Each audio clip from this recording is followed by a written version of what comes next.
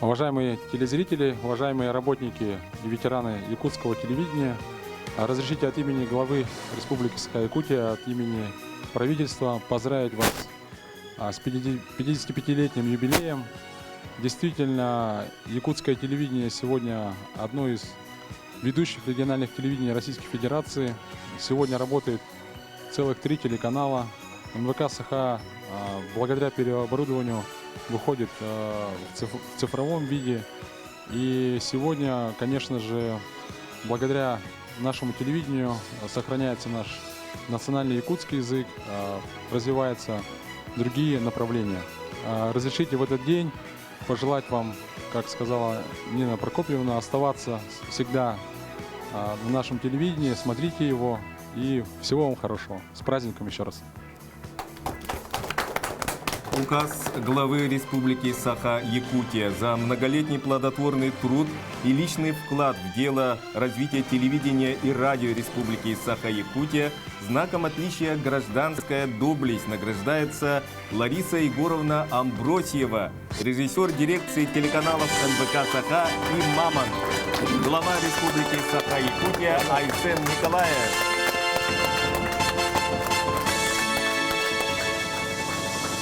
Хочу выразить слова благодарности за эту высокую оценку моего труда, нашей командной работы. Особенно приятно, что это происходит в такой знаменательный день, как 50-летие нашего любимого родного якутского телевидения, богатого своей историей, богатого своими традициями. И я уверена, что нашу компанию ждет процветание и блестящее будущее. Поздравляю всех коллег, всех телезрителей с этим замечательным праздником. Спасибо. У истоков становления якутского телевидения стояли профессионалы своего дела. Режиссеры, телеоператоры, техники, звукорежиссеры, ведущие и дикторы, для которых телевидение стало частью их жизни, творческой и трудовой биографии. И сегодня в юбилейный день якутского телевидения с чувством глубокого уважения и гордости мы предоставляем слово первому диктору якутского телевидения, заслуженному работнику культуры РСФСР и Республики Саха-Якутия, отличнику телевидения и радио СССР, лауреату журналистской премии имени Емельяна Ярославского, диктору высшей категории Лире Тарасовне Белолюбской. Прежде всего, дорогие телезрители, и, пожалуй, даже телезрители тех далеких лет, 60-х, 70-х, когда я лично работала диктором нашего якутского телевидения. Сегодня знаменательный день, сегодня прекрасный день, сегодня столько волнений, столько радости, столько мыслей в голове. Так много хочется сказать. И столько эмоций, которые приходится немножко сдерживать, ибо наш возраст уже не позволяет того, чтобы мы могли так свободно и много говорить не только о отрицательном, но даже о положительном, ибо даже это действует на нас, к сожалению. Но я очень рада, что присутствую сегодня здесь на таком прекрасном событии, как открытие музея нашей родной организации радио и телевидения.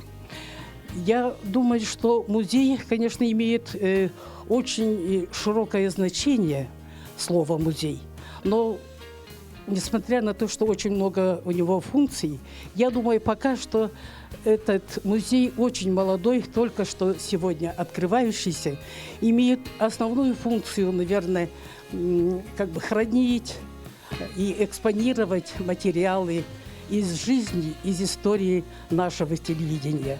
Я думаю, со временем музей разрастется и будет много здесь еще более интересных экспонатов. Сегодня музей делает только первые шаги. Я хочу, чтобы в дальнейшем в нашем музее было очень много посетителей, которые интересуются историей нашей студии. А история студии, конечно, богатая. За эти 55 лет, конечно, большой путь прошло наше телевидение. Если мы пришли в 1963 году на телевидение, когда у нас студия телевидения была очень маленькая, павильончик маленький, и здание было малюсенькое, двухэтажное, то сейчас его не узнать. Это действительно целый лабиринт, это действительно целый храм, это действительно целый дворец. И мы гордимся и радуемся, что и мы внесли какую-то лепту в становление и развитие нашего родного телевидения. Я вправе сказать, что я тоже, наверное, часть этой истории. Истории длиной 55 лет. 55 лет – это целый человеческий возраст. Пусть музей сегодня у нас не такой большой, не такой, нельзя сказать, что прямо он такой богатый экспонатами. И думаю, что каждый из работников телевидения будет помогать и приносить свои материалы. И те, которые много лет работали на телевидении, и начинающие, и те, которые являются настоящими хозяевами сегодняшнего дня. Я очень рада, что сегодня снова я в родном коллективе. Это был 1963, очень далекий год. Именно ровно 55 лет назад я вышла впервые в эфир. Я вышла на экран в качестве ведущего, ибо именно в этот день, 8 октября 1963 года, было официальное открытие якутской студии телевидения. Ведущим основным, конечно, был тогда очень опытный журналист Юрий Федорович Дерфель, а я была как бы соведущей на якутском языке. И тем не менее я с большим волнением вспоминаю этот день. И спасибо всем, кто был вместе с нами все эти годы. Спасибо, что пришли работники, которые продолжают эту добрую нашу традицию. Еще раз с праздником нашим, еще раз с днем открытия нашего музея. От имени руководителей комитета Гостелерадио Якутской АССР НВК «Саха» слово предоставляется Афанасию Ивановичу Ноеву.